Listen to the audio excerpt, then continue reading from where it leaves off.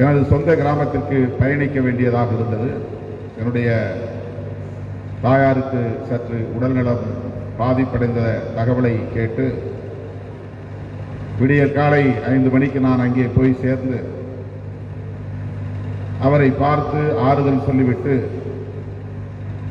அங்கிருந்து 5:30 மணிக்கு கிளம்பி இங்கு 7:30 மணிக்கு நான் வந்து சேர்ந்தேன். இரவெல்லாம் உறக்கம் இல்லை. பேச வேண்டும் என்கிற ஆர்வம் அதிகமாக இருக்கிறது. ஏனென்றால் நான் பேசுகிற இந்த அரங்கம் மாணவர்கள் நிறைந்திருக்கிற அரங்கம். வருங்கால தலைவர்கள் மாணவர்கள். நான் மாணவர்களை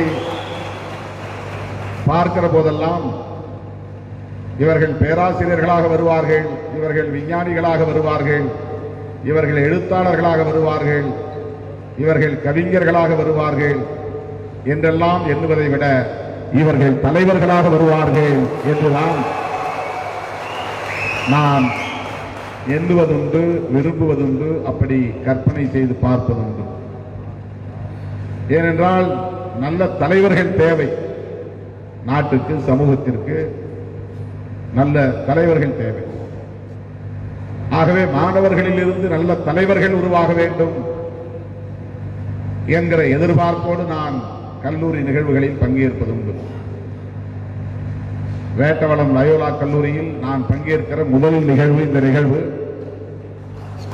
தோழர் லூசி அவர்களுக்கும் நம்முடைய முனைவர் கல்லூரியின் முதல்வர் ஐயா பிரிட்டோ அவர்களுக்கும் நான் எனது நெஞ்சார்ந்த நன்றியை முதலில் தெரிவித்துக் கொள்கிறேன். இந்த நிகழ்வு வரலாற்று சிறப்புக்குரிய ஒரு நிகழ்வு. உலகமே இன்றைக்கு இந்த நாளை பெண்கள் மீதான வன்முறையை ஒழிக்க வேண்டும் என்று உறுதியேற்றுக் கொள்ளுகிற நாளாக நினைவு கூறப்படுகிறது. தோழர் லூசி அவர்கள் அதை விவரித்து சொன்னார். ஐநா சபை இந்த நாளை பெண்கள் மீதான வன்முறை ஒழிப்பு நாளாக அங்கீகரித்திருக்கிறது. உலகம் முழுவதும் பெண்களுக்கு எதிரான வன்முறைகள் இன்னும் குறைந்தபாடில்லை. ஆகவே இந்த நாளை அதற்கென ஒதுக்கி அதை நினைவு கூர்ந்திட அங்கீகரித்திருக்கிறது என்பதை சுட்டிக்காட்டினார். மீராபின் சகோதரிகள் 3 பேர் 1960 டொமினிக்கன் குடியரசில் படுகொலை செய்யப்பட்டார்கள். அந்த சகோதரிகள் அரசியல் நடவடிக்கைகளில் ஈடுபட்டார்கள் என்பதுதான் குற்றச்சாட்டு. அவர்கள் கொல்லப்பட்ட நாளையே அகில உலக பெண்களுக்கு எதிரான வன்முறைகளுக்கு எதிரான நாளாக நினைவு கூர்ந்திட 1999 டிசம்பர் 17ஆம் நாளன்று அங்கீகரித்திருக்கிறது என்பதை ஆற்றல் அமைப்பு இங்கே சுட்டிக்காட்டியிருக்கிறது. ஆற்றல் என்கிற இந்த பெயர் உள்ளபடியே என்னை ஈர்க்கிறது. நான் இந்த பெயரை சூட்டிய லூசி அவர்களுக்கு முதலில் என்னுடைய பாராட்டுகளை தெரிவித்துக் கொள்கிறேன். எல்லா மாற்றங்களுக்கும் அடிப்படை ஆற்றல் தான். ஆற்றல் இல்லையேல் அசைவு இல்லை, ஆற்றல் இல்லையேல் இயக்கம் இல்லை, ஆற்றல் இல்லையேல் மாற்றம் இல்லை, ஆற்றல் இல்லையேல் புரட்சி இல்லை. ஒருவன் வீழ்ந்து கிடக்கிற போது அவன் எழுந்து உட்காருவதற்கு ஆற்றல் தேவை. எழுந்து அமர்ந்தவனுக்கு எழுந்து நிற்பதற்கு ஆற்றல் தேவை. நிற்கிறவன் நடப்பதற்கு ஆற்றல் தேவை. நடக்கிறவன் ஓடுவதற்கு ஆற்றல் தேவை. ஓடுகிறவன் இடையிலே குறுக்கிடுகிற ஒரு வாய்க்காலை தாண்டுவதற்கு ஆற்றல் தேவை. ஆக இயக்கத்திற்கு அடிப்படையான தேவை இயக்கம், மொபிலிட்டி, மூவ்மெண்ட், அசைவு. இதற்கு அடிப்படை தேவை ஆற்றல். ஆற்றலை நாம் ஆங்கிலத்தில் எனர்ஜி என்றும் சொல்கிறோம். ஆற்றலை நாம் ஆங்கிலத்திலே பவர் என்றும் சொல்லுகிறோம். ஆற்றலை நாம் ஆங்கிலத்திலே ஃபோர்ஸ் என்றும் சொல்லுகிறோம். ஆற்றலை நாம் ஆங்கிலத்தில் ஸ்ட்ரென்த் என்றும் சொல்லுவோம். இந்த 4 ஆங்கில சொற்களுக்கும் ஒரே தமிழ் சொல் ஆற்றல். அருமையான ஒரு சொல்லாட்சி. ஒரு இயக்கத்தின் பெயரை ஆற்றல் என்று வைத்திருப்பதை நான் எண்ணி பார்க்கிறேன். இந்த ஆற்றல் என்கிற சொல்லுக்கு வடமொழியிலே சக்தி என்று பொருள். சக்தி என்றால் ஆற்றல். வடமொழியிலே சக்தி என்கிற சொல்லுக்கு பெண்மையை குறிக்கும். சிவன் சக்தி. சிவன் ஆண்மை அல்லது ஆணை குறிக்கிற சொல், ஆண்பாலை குறிக்கிற சொல். ஆண்பாலுக்கு நேர் பெண்பால் சொல் சக்தி. சக்தியை தமிழாக்கம் செய்தால் ஆற்றல். ஆகவே பெண்களுக்கான ஒரு அமைப்புக்கு வடமொழியிலே சக்தி என்று பெயர் சூட்டுவதற்கு பதிலாக ஆற்றல் என்று பெயர் சூட்டியிருப்பது சால பொருத்தமானது, பாராட்டுதலுக்குரியது. பெண்களை ஒரு ஆற்றலாக பார்ப்பது, பெண்களை ஆற்றல் உள்ளவர்களாக வளர்த்தெடுப்பது, பெண்களின் ஆற்றலை சமூகத்திற்கு உலகுக்கு உணர்த்துவது என்கிற அடிப்படையிலே இந்த பெயர் அமைந்திருக்கிறது என்பதை எண்ணி நான் பெருமைப்படுகிறேன். ஆகவே சக்தி என்றால் பெண், ஆற்றல் என்றால் பெண். இனி பெண்ணுக்கு நேரடியான பொருளை சொன்னால் ஆற்றல் என்றே சொல்லலாம். பெண் என்பதற்கு என்ன பொருள்? பெண் என்றால் ஆற்றல். ஆற்றல் இல்லாமல் எதுவும் அசையாது என்றால் பெண் இல்லாமல் எதுவும் அசையாது. ஆற்றல் இல்லாமல் எதுவும் இயங்காது என்றால் பெண் இல்லாமல் எதுவும் இயங்காது. கொஞ்சம் கற்பனை செய்து பாருங்க. உலகம் முழுவதும் ஆண்கள் மட்டுமே 500 கோடி பேர் இருந்தால் என்ன ஆகும் இந்த உலகம் என்பதை எண்ணி பாருங்கள். பெண் இல்லாமல் ஆண்கள் மட்டுமே இருந்தால் மானுடம் இருக்குமா என்பதை எண்ணி பார்க்க வேண்டும்.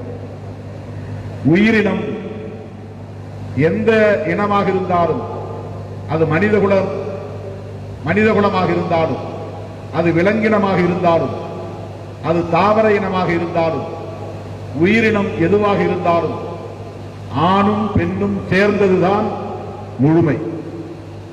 அப்படி என்றால் ஆண் 50%, பெண் 50%.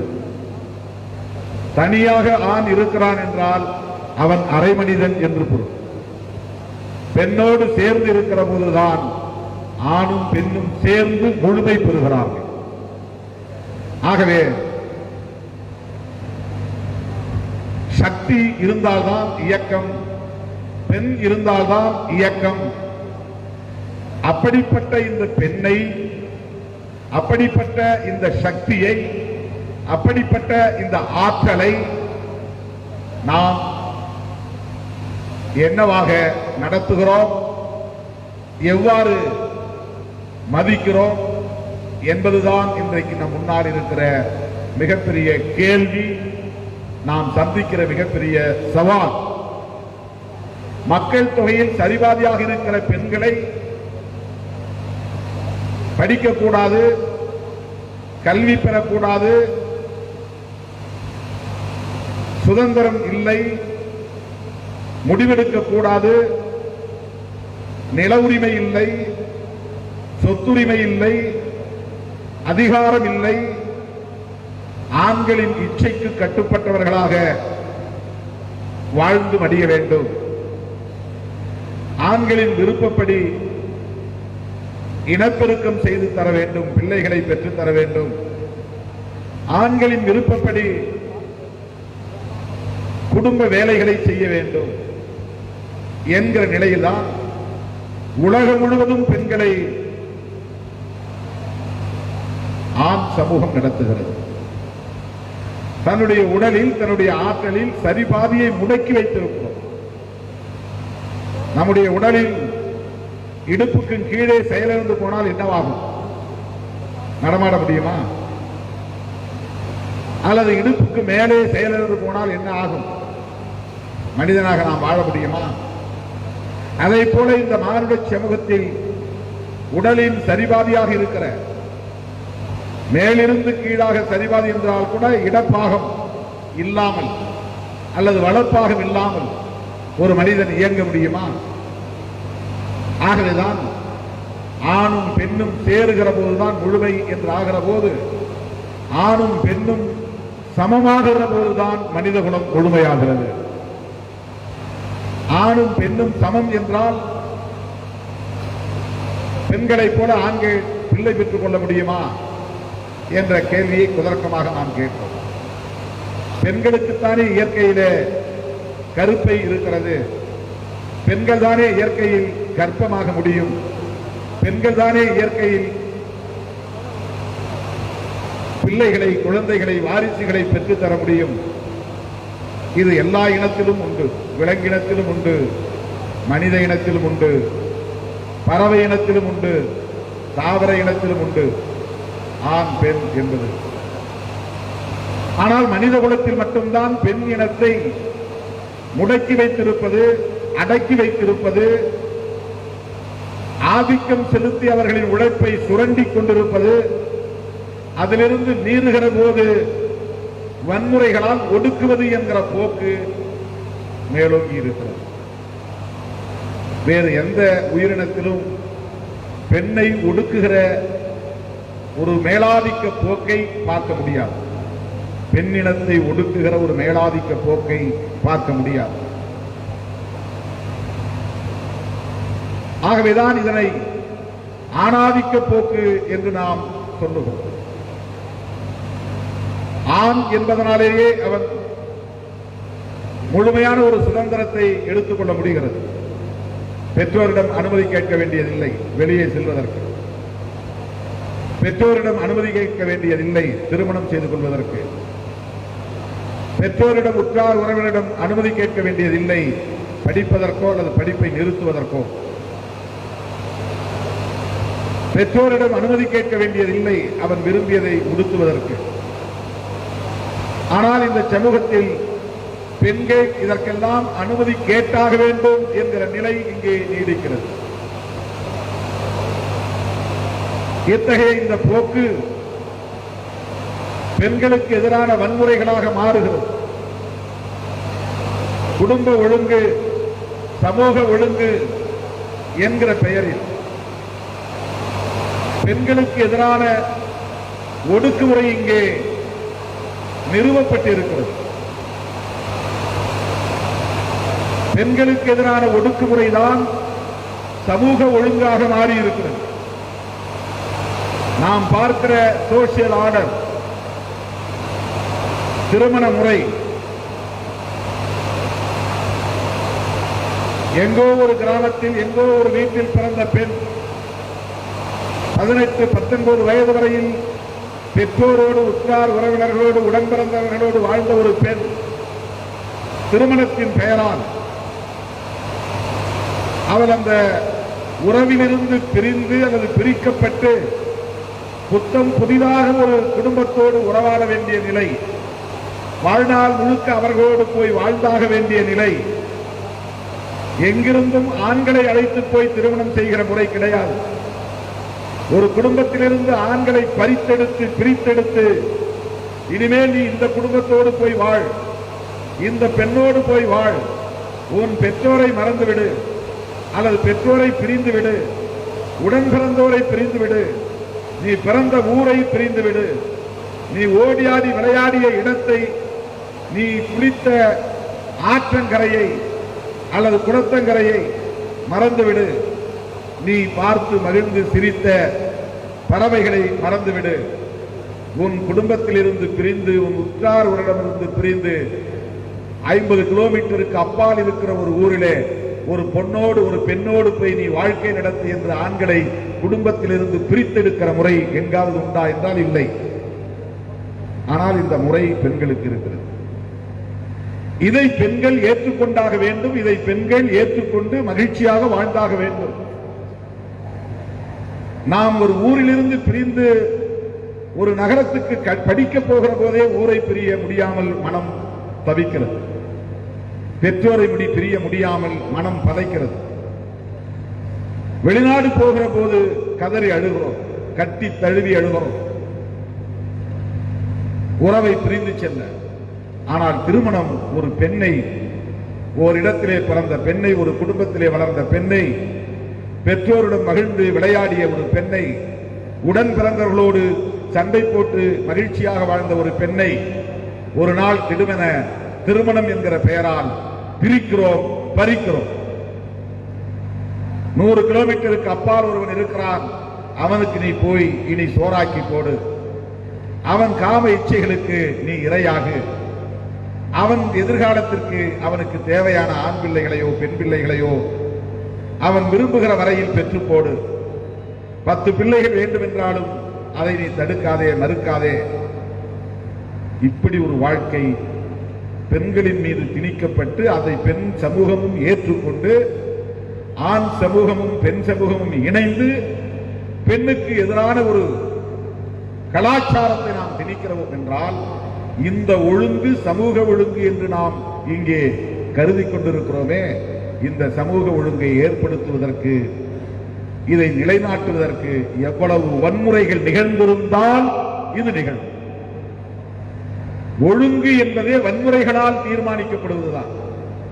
நீ லெப்ட்ல தான் போகணும் அப்படின்னு ஒரு ஒழுங்கை உருவாக்குறோம்னா, அதை அறிவிக்கிற போது கண்ணா பின்னாடு போய்கொண்டிருந்த மனித குலத்தை இனி இந்த சாலையில் நீ இடது பக்கமே வண்டி ஓட்டி போக வேண்டும் என்று ஒரு சட்டம் கொண்டு வருகிற போது அதை மீறுகிறவன் மீது சட்டம் பாயும், வழக்கு பாயும், அவன் சிறைக்கு செல்வான் அல்லது தண்டம் கட்டுவான்.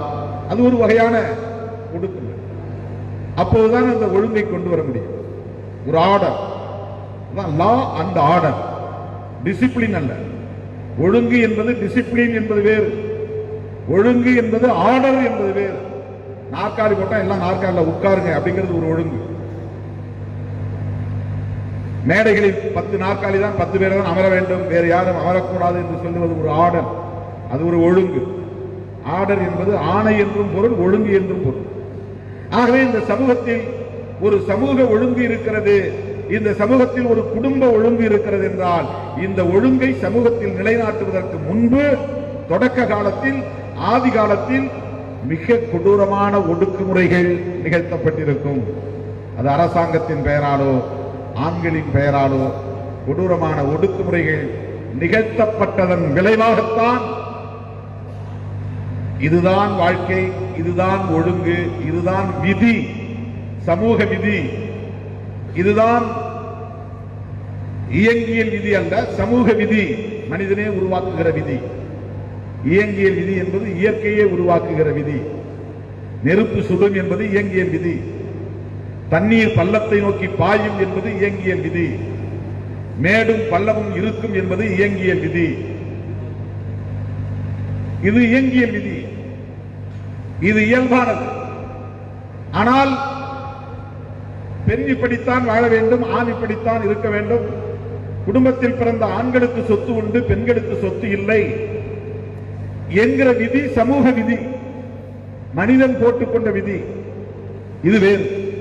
ஆகவே இந்த விதிகளை எல்லாம் நடைமுறைப்படுத்தி இதை ஒரு ஒழுங்காக மாற்றுகிற வரையில் ஒரு வன்முறை நிகழ்ந்திருக்கும். இவ்வளவு கட்டுப்பாடான ஒரு ஒழுங்கு முறை இங்கே நிலவுகிறது என்று சொன்னால், இது கூடாதது என்றாலும், இது வன்முறையால் நிகழ்ந்தது என்றாலும், இதற்கு நாம் உடன்படுவதற்கு காரணம் ஆதி காலத்தில் இந்த சமூகம் சந்தித்த அல்லது பெண்கள் சந்தித்த ஒடுக்குமுறைதான்.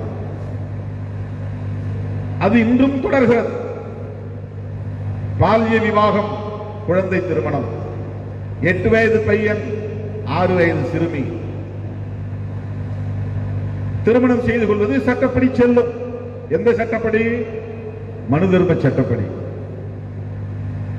புரட்சியாளர் அம்பேத்கர் எழுதிய அரசமைப்பு சட்டம் அதை குற்றம் என்கிறது.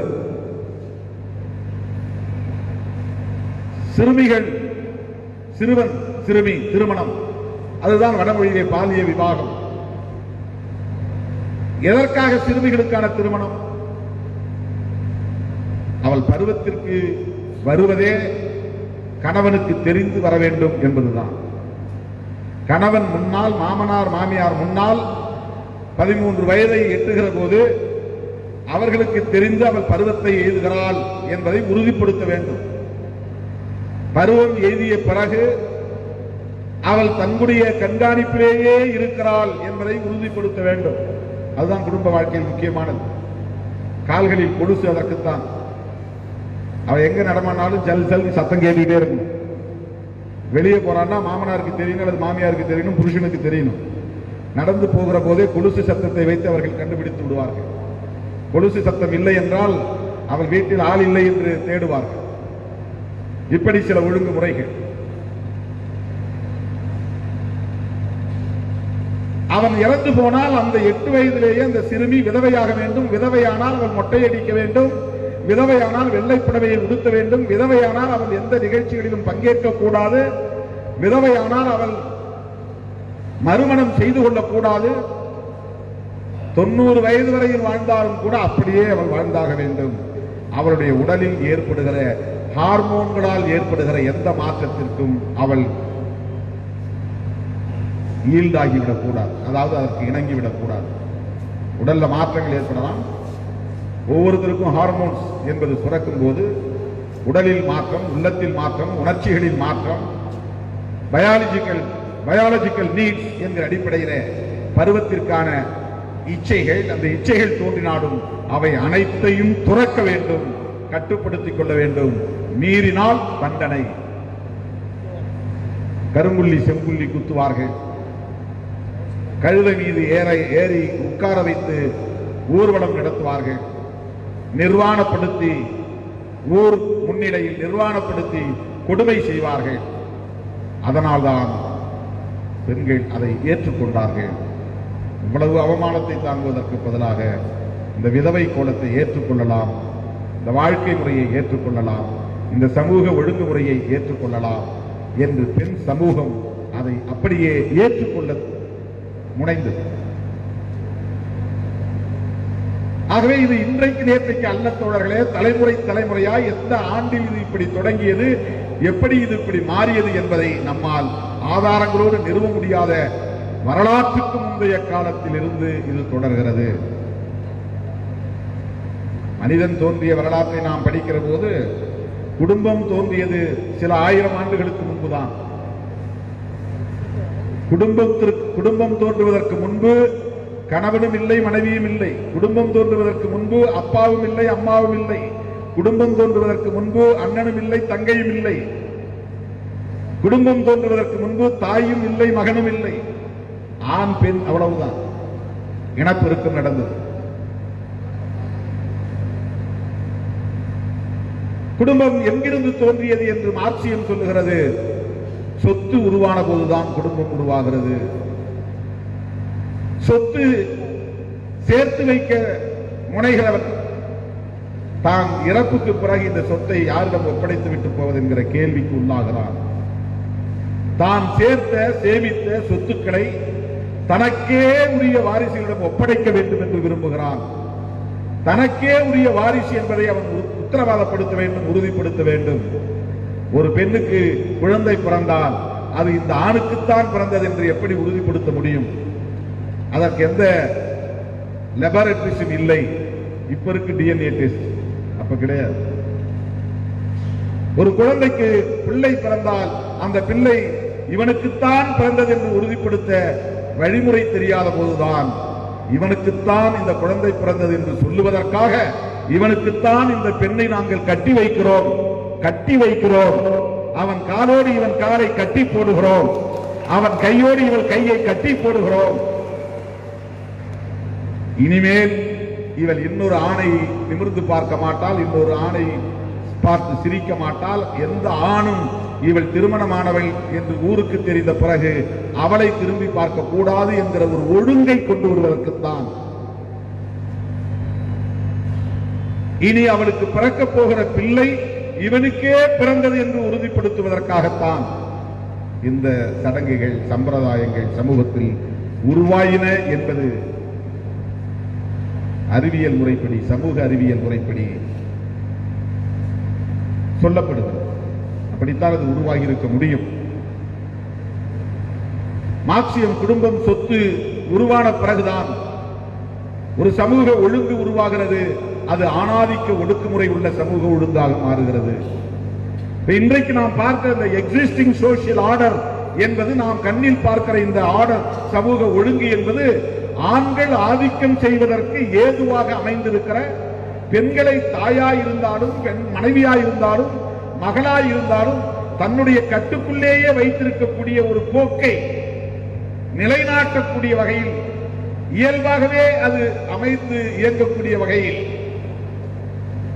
ஆணாதிக்க போக்கு இங்கே நிலைநிறுத்தப்பட்டிருக்கிறது. மேல் டாமினேட்டட், மேல் சாவினிசம் எஸ்டாப்ளிஷ்ட், நிறுவப்பட்டு விட்டது. இங்கிருந்துதான் தொடங்குகிறது. இந்த ஒழுங்குகளை மீறுகிற போதுதான் பெண்களுக்கு எதிரான கொடுமைகள் திணிக்கப்படுகின்றன. மீறுகிறாளோ மீறவில்லையோ, சந்தேகத்தின் பெயரில் வன்முறைகள் நடக்கின்றன. மாமனாருக்கு ஒரு சந்தேகம் வரலாம் மருமகள் மீது, மாமியாருக்கு ஒரு வகையான சந்தேகம் வரலாம் மருமகள் மீது, கணவனுக்கு ஒரு சந்தேகம் வரலாம் மனைவியின் மீது. அதற்கெல்லாம் ஆதாரம் திரட்ட வேண்டியதில்லை. சந்தேகம் வந்தாலே அவர்களை எந்த எல்லைக்கும் போய் இழிவுபடுத்த முடியும், எந்த எல்லைக்கும் போய் வன்முறை செய்ய முடியும். பக்கத்துல கூட யாரும் கேட்க மாட்டாங்க, ஏன்டா பொண்டாட்டியை போட்டு அடிக்கிறேன்னு யாரும் கேட்க மாட்டாங்க. என் பொண்டாட்டி நான் அடிக்கிறேன், என்ன அப்படி போட்டு அடிக்கிறான் நீங்களா வேடிக்கை பார்த்துக்கலாம். அவன் பொண்டாட்டி அவன் அடிக்கிறான், நாங்க போய் கேட்டா என்ன வம்பா? நாங்க ஏன் போய் கேட்கணும்? ஐயோ கொடூரமா அடிக்கிறானே, தலையை பிடிச்சு போய் செவத்துல மோதுறானே, தொண்டையில கார வச்சு அழுத்துறானே, ஆயுதத்தை எடுத்துக்கிட்டு விரட்டுறானே, அதுக்கு நாங்க என்ன செய்ய முடியும்? இதுதான் சோசியல் ஆர்டர், சமூக ஒழுங்கு. இந்த சமூக ஒழுங்கு எங்கிருந்து உருவானது? ஊர் தெரு இது, சேரி இது, இது என்ன கடவுள் போட்ட ஆணையா? ஹாபிடேஷன். இந்தியா முழுவதும் கிராமங்கள் இரண்டாக இருக்கின்றனவே.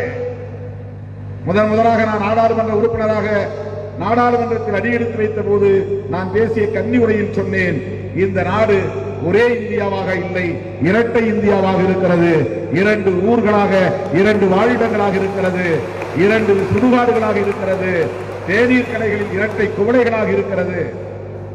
இரட்டை சுடுகாடு, இரட்டை வாழிடம், இரட்டை குவளை. எனவே இந்த இந்தியா இரட்டை இந்தியாவாக இருக்கிறது. ஊர் தெரு இந்தியா, சேரி இந்தியா. அப்படி என்றால் இங்கே இரட்டை பாராளுமன்றம் வேண்டும், சேரி பாராளுமன்றம் வேண்டும், ஊர் பாராளுமன்றம் வேண்டும் என்று நான் மேடைகளில் பேசுவது. அப்படி என்றால் இங்கே இரட்டை பிரதமர் வேண்டும், சேரி பிரதமர் வேண்டும், ஊர் பிரதமர் வேண்டும் என்ற கேள்விகளை நான் தொடக்க காலத்தில் எழுப்புவது.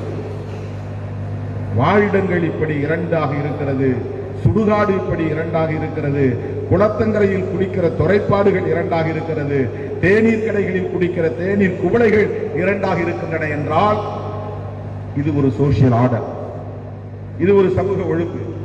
இது எப்படி நிகழ்ந்திருக்கும்? ஊர் தெருவில் கூட ஒரு தெரு முழுக்க அல்லது 2 தெரு முழுக்க வன்னியர் தெரு, அடுத்த தெரு கோனார் தெரு, அதற்கு அடுத்த தெரு முதலியார் தெரு. இது ஒரு சோசியல் ஆர்டர்.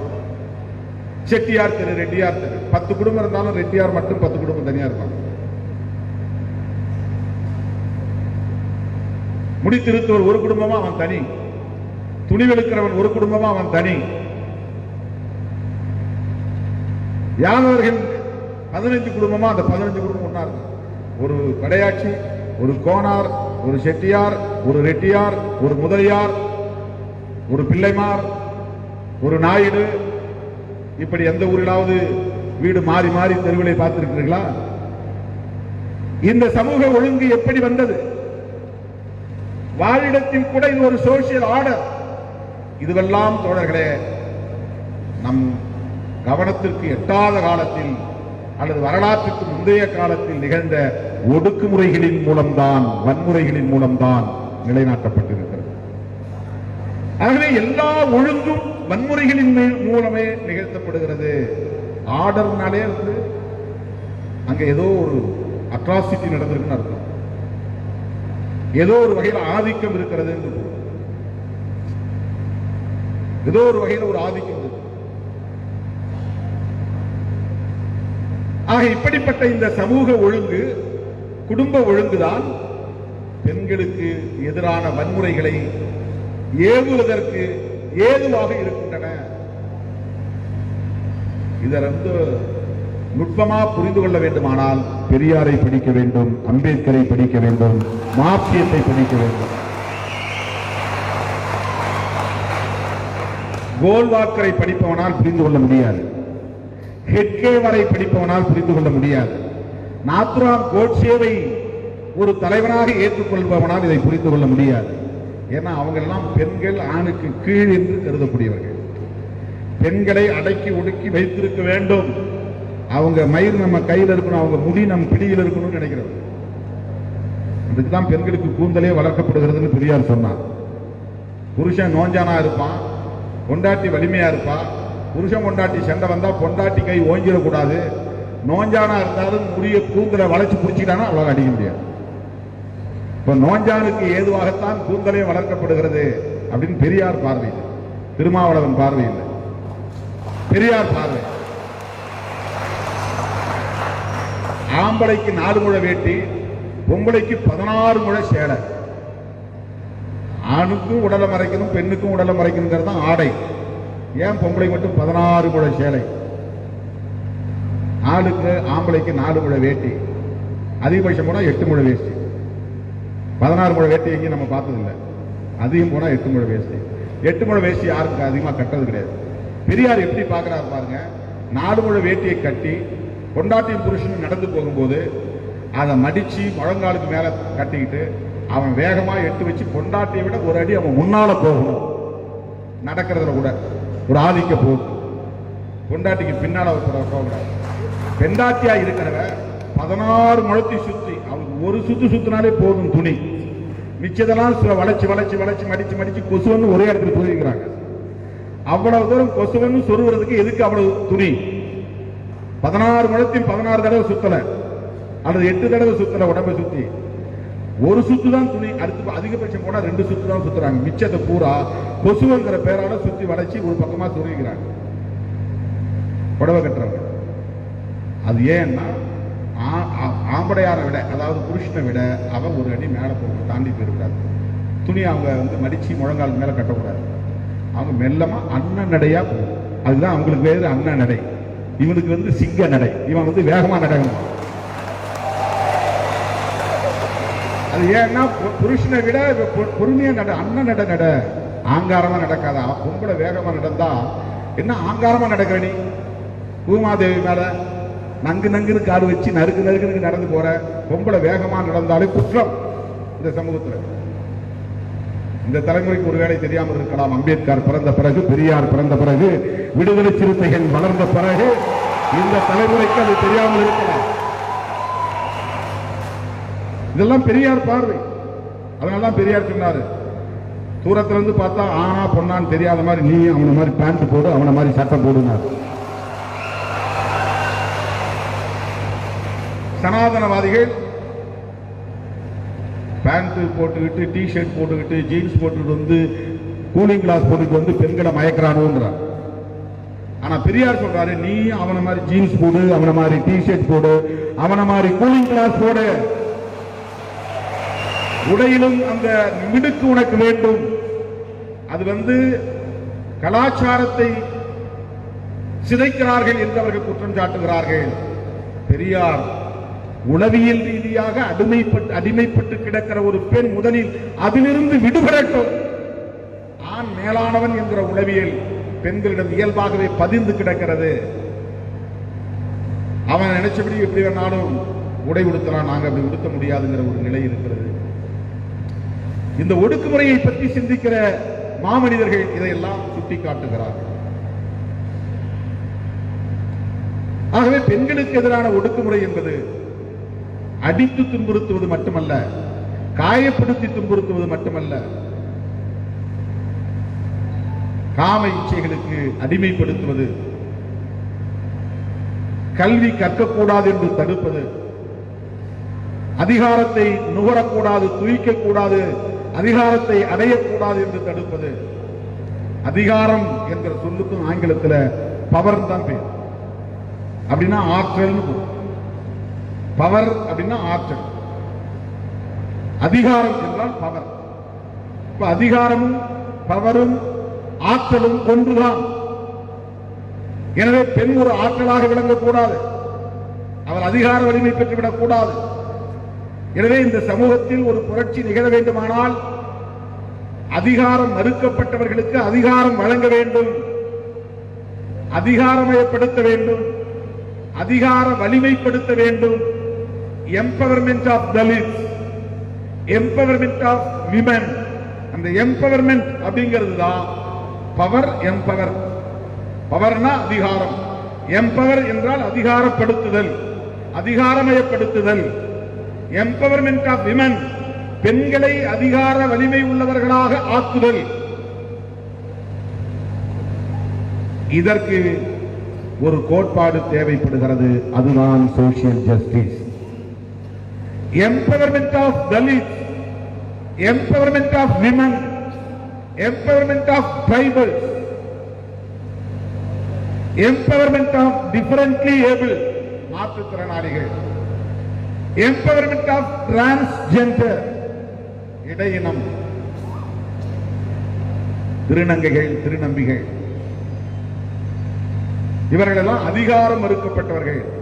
ஒன்றை மட்டும் நீங்கள் வைத்துக் கொள்ள வேண்டும் தோழர்களே, இவர்கள் தலித் என்பதால் நசுக்கப்படுகிறார்கள் என்று நாம் சொல்லுகிறோம், அது ஒரு புறம் இருக்கட்டும்.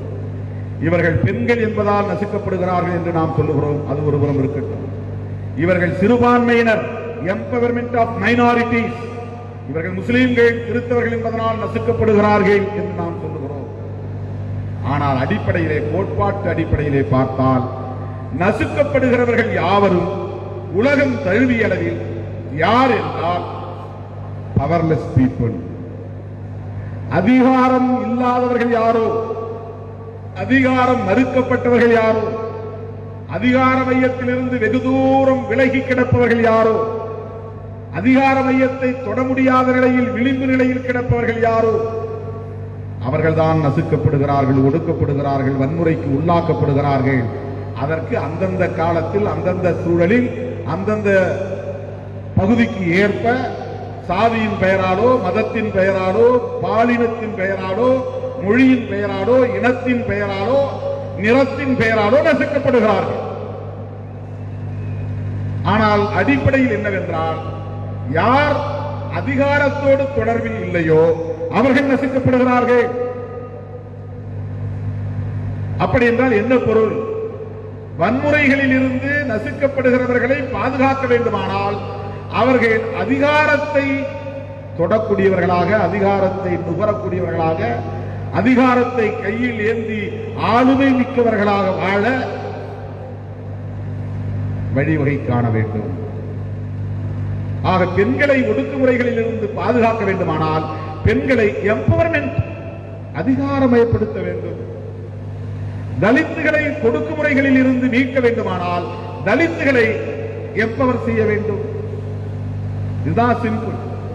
ஆக இவர்களை எம்பவர் செய்ய வேண்டுமானால் அதை கொள்கை அடிப்படையில் அனைவரையும், பெரும்பான்மையாக இருப்பவர்கள் அனைவரையும் ஜனநாயக சக்திகளின் ஊடாக ஏற்றுக்கொள்ள வைப்பது, சட்டப்பூர்வமாக ஏற்றுக்கொள்ள வைப்பது.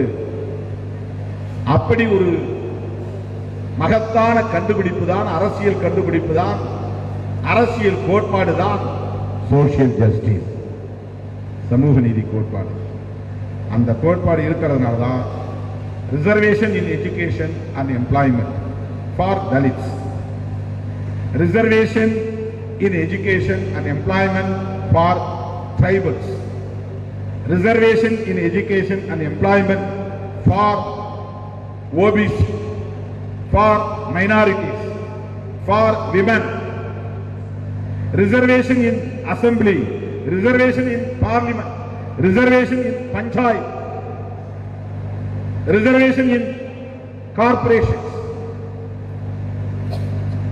இது சட்டப்பூர்வமாக ஏற்கப்படுகிறது. ஏனென்றால் சோசியல் ஜஸ்டிஸ் என்கிற கோட்பாடு ஏற்கப்பட்டு விட்டது. சோசியல் ஜஸ்டிஸ் என்கிற கோட்பாடு ஏற்கப்பட்டதால் தான் ரிசர்வேஷன் என்கிற உத்தி, ஸ்ட்ராட்டஜி ஏற்கப்படுகிறது. நாம் ஏன் சோசியல் ஜஸ்டிஸ்க்காக போராடுகிறோம் என்பதை நீங்கள் புரிந்து கொள்ள வேண்டும். நான் எம்பவர் ஆகணும்னா எனக்கு இடஒதுக்கீடு வேணும். எனக்கு இடஒதுக்கீடு வேணும்னா சோசியல் ஜஸ்டிஸ் என்கிற கோட்பாடு இங்கே பாதுகாக்கப்பட வேண்டும்.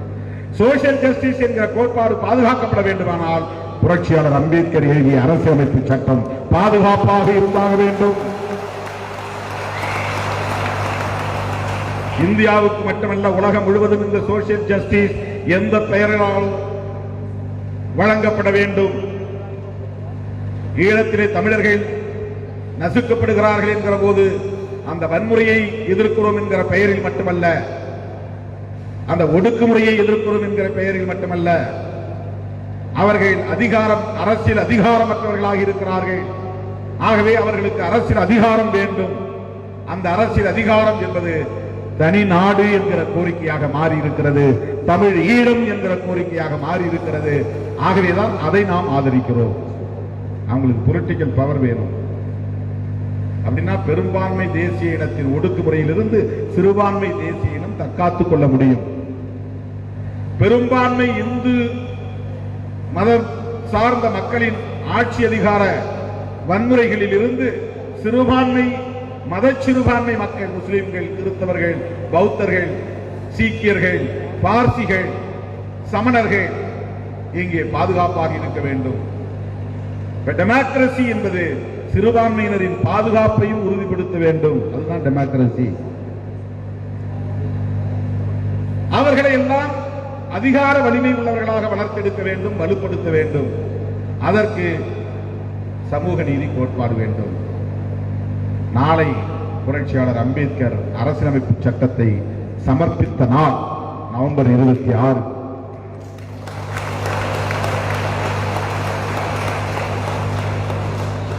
அரசமைப்பு சட்டத்தை நாம் எல்லோரும் அதை ஒரு சட்டம் என்று மட்டுமே பார்க்கிறோம். நீங்கள் அந்த சட்டத்தின் பெயரை படித்து பாருங்கள், ஒரு தடவை ஆழ்ந்து கவனித்து பாருங்கள். Constitution of India. கான்ஸ்டிடியூஷன் என்றால் கட்டமைத்தல் என்று. அடித்தளத்திலிருந்து கட்டமைத்தல். இந்த பில்டிங்கை இடிச்சுட்டு மேல கட்டணும், அல்லது இந்த கூரையை இடிச்சுட்டு கான்கிரீட் ரூஃப் போடணும் அப்படின்னா அது வந்து ஒரு பில்டிங், அதாவது இருக்கிற வேலைகளை முடிக்கிறது, அது கம்ப்ளீட் பண்ணுறது. கான்ஸ்டிடியூஷன் அப்படின்னா இங்க எத்தனை ஏக்கர் நிலம் இருக்கு, எந்த இடத்துல கல்லூரி இருக்கணும், எந்த இடத்துல சயின்ஸ் பிளாக் இருக்கணும், எந்த இடத்துல ஹிஸ்டரி, ஜியோகிராபி அது மாதிரியான கோர்சஸ் அந்த பிளாக் இருக்கணும், எந்த இடத்துல பிரின்சிபால் அலுவலகம் இருக்கணும், எந்த இடத்துல ஹாஸ்டல் இருக்கணும், எந்த இடத்துல இந்த மாதிரி ஹால் இருக்கணும், இப்படி எல்லாம் ஒரு ஸ்கெட்ச் போட்டு அதுக்கு தகுந்த மாதிரி சாலை வசதி, அதற்கு தகுந்த மாதிரி குடிநீர் வசதி, அதற்கு தகுந்த மாதிரி மின்சார வசதி, இப்படி எல்லாவற்றையும் சேர்த்து புதிதாக நிர்மாணிப்பதற்கு பெயர்தான் புதிதாக நிர்மாணித்தல், கட்டமைத்தல். அதுதான் ஆங்கிலத்தில் கான்ஸ்டிடியூஷன். கான்ஸ்டிடியூட், கான்ஸ்டிடியூட் என்றால் கட்டமைப்பு செய். கான்ஸ்டிடியூஷன் ஆஃப் இந்தியா, இந்தியாவை நிர்மாணிக்க வேண்டும். அப்படின்னா இந்தியா அதுக்கு முன்ன இல்லையா, இருந்தது. அப்ப ஏன் இப்ப புதுசா இந்தியாவை கட்டமைக்கணுமா? ஆமா. ஏன் கட்டமைக்கணும்? ஏற்கனவே இருந்த இந்தியா சரியில்லை. அது என்ன இந்தியா? பழைய இந்தியா. அது என்ன இந்தியா? சனாதன இந்தியா. அது என்ன இந்தியா? சமமில்லாத இந்தியா. அது என்ன இந்தியா? சகோதரத்துவம் இல்லாத இந்தியா. அது என்ன இந்தியா? சுதந்திரம் இல்லாத இந்தியா. அது என்ன இந்தியா? பிறப்பால் உயர்வு தாழ்வு உண்டு என்கிற வர்ணாசிரமத்தை கடைபிடித்த இந்தியா. ஆண் மேலானவன் பெண் கீழானவன் என்கிற இந்தியா. அந்த இந்தியாவை அடியோடு தரைமட்டமாக்கிவிட்டு புதிய இந்தியாவை நிர்மாணிக்க போகிறோம்.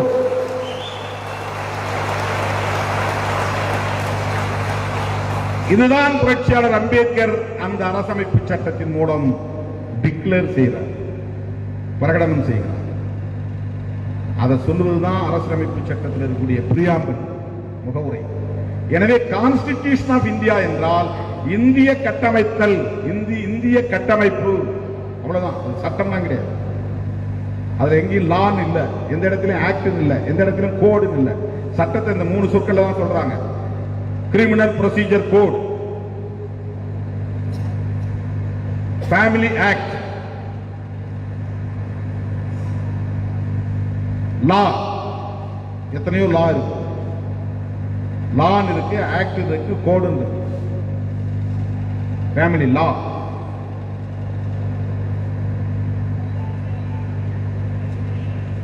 ஆக்ட், கோட், லா என்ற சொற்கள் கான்ஸ்டிடியூஷன் ஆஃப் இந்தியா என்பது கிடையாது. அப்படின்னா கான்ஸ்டிடியூஷன் ஆஃப் இந்தியா என்பதே ஒரு மேனிஃபெஸ்டோ. அது ஒரு கொள்கை அறிக்கை, அது ஒரு கொள்கை பிரகடனம், ஒரு புதிய இந்தியாவை கட்டமைப்பதற்கான கொள்கை பிரகடனம். எப்படி கார்ல் மார்க்சும் ஏங்கல்ஸும் தொழிலாளர்களின் விடுதலைக்காக ஒரு கம்யூனிஸ்ட் அறிக்கையை தாக்கல் செய்தார்களோ, அந்த கம்யூனிஸ்ட் அறிக்கையை போல ஒரு புதிய இந்தியாவை நிர்மாணிப்பதற்கான ஒரு கொள்கை அறிக்கை தான் புரட்சியாளர் அம்பேத்கர் வகுத்தளித்த கான்ஸ்டிடியூஷன் ஆஃப் இந்தியா. அது என்ன இந்தியாவை கட்டமைக்க போகிறது என்றால், இந்தியாவில் இருக்கிற இந்திய குடிமக்களாகிய நாங்கள் அனைவரும் ஒவ்வொரு குடிமகனுக்குமான நீதியை வழங்கவும், லிபர்ட்டி சுதந்திரம், ஈக்வாலிட்டி சமத்துவம், ஃப்ரெட்டர்னிட்டி சகோதரத்துவம் ஆகிய இந்த விழுமியங்கள் நிறைந்த ஒரு தேசத்தை, ஒரு குடியரசை இங்கே நாங்கள் உருவாக்க உறுதி எடுத்துக் கொண்டு என்றுதான் அந்த பிரியாம்பிள தொடங்குகிறார். அதுதான் கொள்கை பிரகடனம். ஜஸ்டிஸ், நீதி வேண்டும், லிபர்ட்டி சுதந்திரம். நான் யாரை கல்யாணம் பண்ணிக்கணும் நான் முடிவு பண்ணணும். ஒரு பெண்ணாய் இருப்பவள் தான் எதிர்காலத்தில் வாழப்போகிற இணை என்ன ஒரு 50 வருஷமாவது புருஷனோட வாழ்ந்தாகும். அப்படின்னா எத்தகைய கணவனை தேர்ந்தெடுக்க வேண்டும் என்கிற அந்த முடிவெடுக்கிற சுதந்திரம் இந்த மண்ணில் பெண்ணுக்கு உண்டா? நாமெல்லாம் பெண் மீது இருக்கிற அக்கறையோட நாம இவ்வளவுதான் கட்டி கொடுக்கணும், அவ்வளவுதான் கட்டி கொடுக்க பொறுப்புணர்வோடு செயல்படுறோங்கிறது ஒரு பக்கம் இருந்தாலும் கூட அதை நான் தவறு என்று சொல்லவில்லை. அந்த பொறுப்புணர்வு பெற்றோருக்கு உண்டு, அது இல்லை என்று நாம் மறுக்கவில்லை. ஆனாலும் அந்த பெண் அதை மீறுகிற போது, நான் தாய் மாமனை கட்டியே விரும்பல அப்படின்னு ஒரு பெண் சொல்ல முடியுமா? இந்த மாப்பிள்ளை எனக்கு பிடிக்கல அப்படின்னு சொல்ல முடியுமா? No liberty. சுதந்திரம் இல்லை, பெண்ணுக்கு சுதந்திரம் இல்லை என்கிற போது ஆணவ கொலைகள் நடக்கின்றன. ஆணர் கில்லிங் இங்கே வருகிறது. சுதந்திரம் இல்லை என்கிற இடத்தில் ஆணர் கில்லிங் வருகிறது. சுதந்திரத்தை அனுமதித்தால் மகள் எதையோ விரும்பினால் இதையும் விரும்புகிறார்.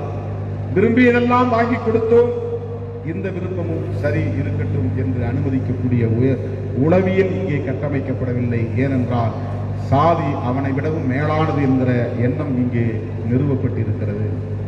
சாதியின் பெயரால் அவனுடைய கௌரவம் இங்கே தீர்மானிக்கப்படுகிறது. சாதி சகோதரத்துவத்தை மறுக்கிறது, சாதி சமத்துவத்தை மறுக்கிறது. ஆகவேதான் அம்பேத்கர் இந்த பிரியாம்பிள் என்கிற முகவரைக்குள்ளே இந்த மூன்றும் பழைய இந்தியாவை தகர்த்தெறியக்கூடிய அணுகுண்டுகள், ஆட்டம் பாம்ஸ். இந்த மூன்றும் லிபர்ட்டி, ஈக்வாலிட்டி அண்ட் ஃப்ரெட்டர்னிட்டி. சம்மட்டி எடுத்துக்கொண்டு பாபர் மசீதை உடைத்ததை போல் உடைக்க முடியாது இந்த பழைய இந்தியாவை. வெடி வைத்து குவாரிகளை தகர்ப்பதை போல தகர்க்க முடியாது இந்த சாதிய சமூக கட்டமைப்பை. ஆகவே அதற்கான ஆற்றல், அதை பழைய இந்தியாவை தகர்ப்பதற்கான ஆற்றல் லிபர்ட்டிக்குள்ளே இருக்கிறது. அந்த ஆற்றல் ஈக்வாலிட்டிக்குள்ளே இருக்கிறது. அந்த ஆற்றல் ஃப்ரெட்டர்னிட்டிக்குள்ளே இருக்கிறது.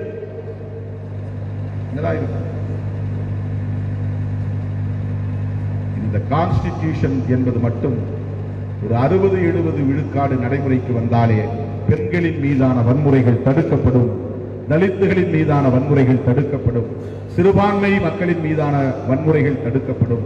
எல்லோருக்கும் இங்கே நீதி கிடைக்கும். சுதந்திரம், சமத்துவம், சகோதரத்துவம் என்பது இங்கே தழைத்து வளர்ந்தோங்கும். அப்போது நாம் வன்முறை இல்லாத ஒரு வாழ்க்கையை உய்த்துணர முடியும். ஆதிக்கம் இல்லாத ஒரு வாழ்க்கையை நாம் முன்னெடுத்து செல்ல முடியும். ஆகவே பெண்களை நாம்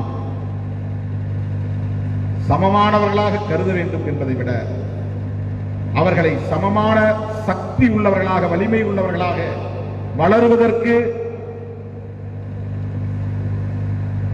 எந்த இடையூறும் செய்யாமல் இருக்க வேண்டும். அவர்கள் கல்வி பெற வேண்டும், அவர்கள் அதிகாரம் பெற வேண்டும், அவர்கள் ஆளுமை பெற வேண்டும். பல கூட்டங்களில் நான் சொல்லி இருக்கிறேன், ஆண்மை என்பது ஆண்களுக்கு மட்டுமே உரியதல்ல, பெண்களுக்கும் உண்டு. ஆண்மை என்ற சொல் ஆளுமை என்பதன் மருவிய சொல் தான். ஆளுமை என்பதுதான் ஆண்மை என்றார். ஆளுமை என்பது ஒரு லீடர்ஷிப், ஆளுமை என்பது ஒரு பர்சனாலிட்டி, ஆளுமை என்பது ஒரு டெசிஷன் மேக்கிங், ஆளுமை என்பது ஒரு திட்டமிடுகிற ஆற்றல், ஆளுமை என்பது ஒரு ஆற்றல். பெண்ணுக்கும் ஆளுமை உண்டு என்றால் பெண்ணுக்கும் ஆண்மை உண்டு என்று. பெண்மை என்றால் என்ன? பெண்மை என்றால் பேணுமை என்று பொருள். பேணுமை என்றால் பேணி பாதுகாத்தல், கேரிங். பெண்களுக்கு தான் அதிகமான கேரிங், குழந்தைகள் மேல ஒரு கேரிங். அவங்களை பாதுகாக்கணும், அவங்களுக்கு ஒரு கடமைகளை செய்யணும், அவங்களுக்கு தண்ணி கொடுக்கணும், அவங்களுக்கு துணிமணியை எடுத்து கொடுக்கணும், அவங்களுக்கு மாத்திரையை கொடுக்கணும், அவங்களுக்கு ஏதாவது நம்ம ஹெல்ப் பண்ணிட்டே இருக்கணுங்கிற ஒரு கேரிங். சாப்பிட்டீங்களா, தூங்குனீங்களா, நல்லபடியா இருக்கீங்களா, இந்த கேரிங், அதுதான் பேணுமை.